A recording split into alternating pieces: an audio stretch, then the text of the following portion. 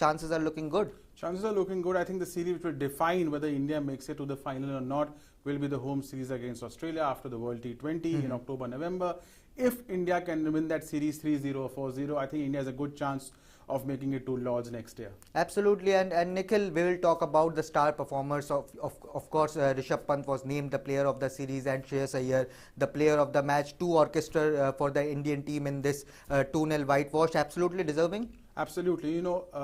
Shreyas Iyer firstly, that 92 in the first innings on a difficult, treacherous, inconsistent, sometimes low bounce, sometimes sharp turn wicket in Bengaluru. 86 for 4. India could have been bowled out for 150. He made sure India makes 250 in less than 60 overs, run rate or above 4 per over. Yep. His innings was the difference between victory and defeat in the match. Dominated the spinners. One of the finest innings at home in recent times, reminiscent of what Rohit Sharma did in Chennai, as we have discussed before. And therefore, on a wicket helpful for spinners and for fast bowlers under lights.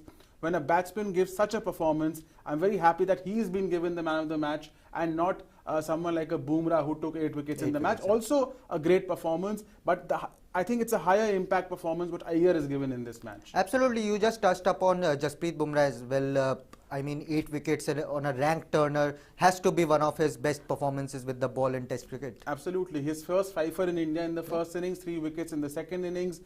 For me, what stood out was the length he hit, and also he struck with the new ball on a number of occasions in this match. That quality of his was going down since he came from a back injury in February 2020. So that quality had gone down in ODIs and Tests of striking with the new ball. Bumrah is back. He's doing what he does best for India, providing early breakthroughs and then returning also to pick wickets. And this is a good sign for India in the months to come, leading up to the Australia series. Absolutely. Do let us know whether you enjoyed that bowling performance by Jasprit Bumrah, the boom Bumrah, who took 8 wickets to help India win this match and the series by 2-0. But Nikhil, India at home, they are almost an impossible side to beat. When did they last lose a series? In 2012 against England, that Alistair Cook series. So, India is the greatest team at home.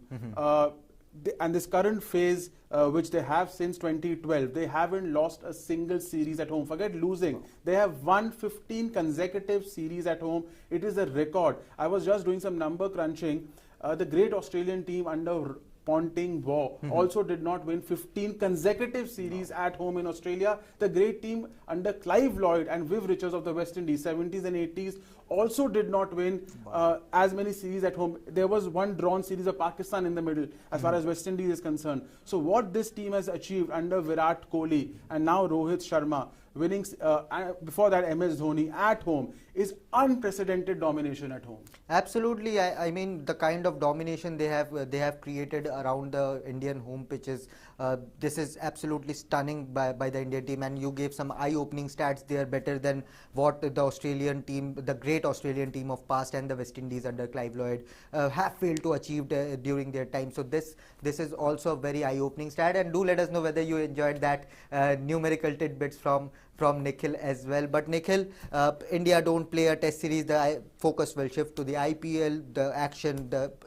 action-packed 2 months are waiting for us. But then India, after the T20 World Cup, will host Australia. That's a big series, and they can't afford, given that they are still at the 4th position, they can't go on to lose a game or even draw a couple of games there. Absolutely. I think before that, Shobhan, also we have to win in England. Yes, that is a big match yep. in July, because that's a part of this series which Virat Kohli took us to a 2-1 lead, and now Rohit Sharma has to complete that. Pressure on him. Either draw it or win it. Don't lose. India need to win that series.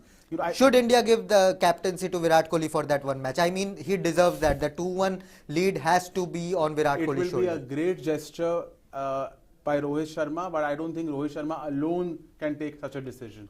True. And Virat Kohli is obviously, what Virat Kohli thinks about this decision will also play a major role, whether this happens or not. But right now it's too early to say about that series. But Nikhil, one verdict about the series: 2-0 whitewash, comprehensive win. The only blemish we talked about in our preview show as well was that Virat Kohli's Test average dipped to below 50. But apart from that, a comprehensive series win, 2-0 domination from all ends. And I mean, India is what India are at home. Absolutely. Complete annihilation combination, also how the lower middle order fired, one of the big takeaways for India. The top three scorers are Jadeja, Pant and Shreyas Iyer. So the middle order, lower middle order has fired, even though the top order did not fire for India. A big positive for India, Shubhayan, Jasprit Bumrah's bowling, Ashwin's bowling, Jadeja's all-round prowess in the Mohali Test.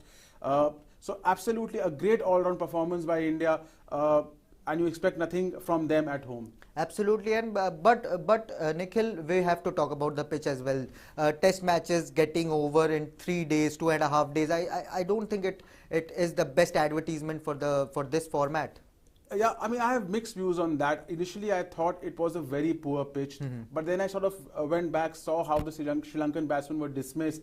I think more than the poor pitch, it was, terrible batting by the Sri Lankan batsmen. See, when India can score 250 and 300 plus in the second innings, so also exceptional batting by the Indians. And not so good bowling by the Sri Lankans. So I would give the pitch, 4 on 10. For a really poor pitch, I would give it 2 on 10. Like I think the Ahmedabad pitch when India won in 2 days, that was a poor pitch. Or the pitch in Pune pitch. The Pune India pitch, Australia Pune pitch, when India were defeated by Australia. Steve Smith masterclass, which was rated poor by Chris Broad, the referee. So I don't think this pitch is that poor. I've said it before. I think the pitch in Rawalpindi for the first test was poor, in which teams were scoring 500, 400 plus. There was no result. At least this gives you a result, and it's a challenge to the batsman. It is redefining what Test cricket is.